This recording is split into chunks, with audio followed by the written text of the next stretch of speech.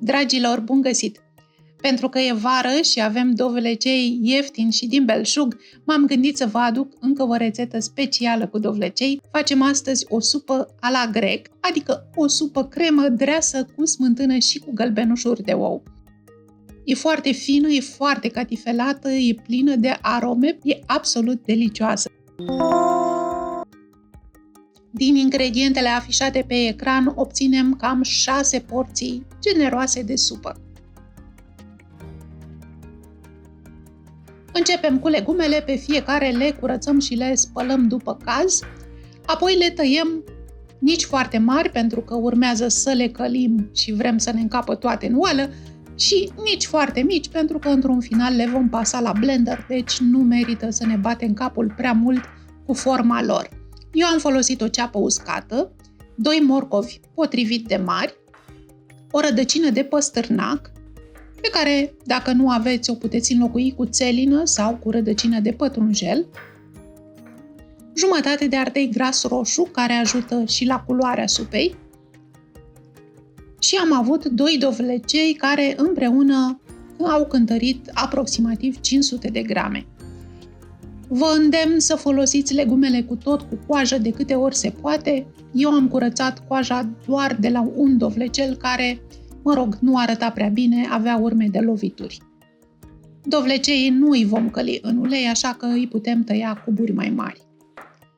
Într-o oală cam de 3-4 litri punem uleiul să se încălzească și călim aici toate legumele, mai puțin dovleceii. Așadar, am pus ceapa, morcovul, păstârnacul și ardeiul gras. Amestecăm și le lăsăm să se călească până când se înmoaie puțin și își dezvoltă toate aromele. Nu e nicio problemă dacă legumele ajung să se și rumenească puțin, dimpotrivă, aroma lor va fi cu atât mai intensă și va îmbogăți aroma supei. După ce legumele s-au înmuiat, punem cuburile de dovlecei, punem tot acum și un praf de sare, vom avea ocazia mai târziu să mai reglăm gustul de sare. Turnăm apă cât să acopere foarte bine legumele. Eu am turnat 1 litru și încă 200 de mililitri. Nu e nicio problemă dacă, să zicem, mergeți până la 1 litru și jumătate, doar că veți obține o supă puțin mai fluidă decât a mea. Puțin piper măcinat și o frunză de dafin pentru aromă. Lăsăm supa să fiarbă acoperită cu capac până când legumele se înmoaie și intră ușor furculița în ele. Asta înseamnă 20, maxim 30 de minute. Între timp, noi ne ocupăm de amestecul de smântână și gălbenușuri. Așadar, separăm ouăle, albușurile le păstrăm pentru ceva bun, de exemplu pentru bezele. Gălbenușurile le punem într-un castron încăpător, peste ele turnăm smântâna și vă sfătuiesc să folosiți smântână lichidă pentru gătit cu cel puțin 20% grăsime. Puteți să folosiți și smântână fermentată, dar la fel să fie grasă cu 20, 25, chiar și 30% grăsime. Verificăm dacă s-au fiert legumele, îndepărtăm frunza de dafin și apoi pasăm supa cu un blender de mână până când ne mulțumește textura, adică până când avem o supă fină, cremoasă și cu o culoare omogenă. Cam așa arată supa mea, deja are o culoare foarte frumoasă, deja este foarte bună. Dacă cumva țineți post, vă puteți opri și să nu mergeți mai departe, adică să nu adăugați smântână și ouă. Bun, dacă totuși facem o supă a la grec, următorul pas este să temperăm smântâna.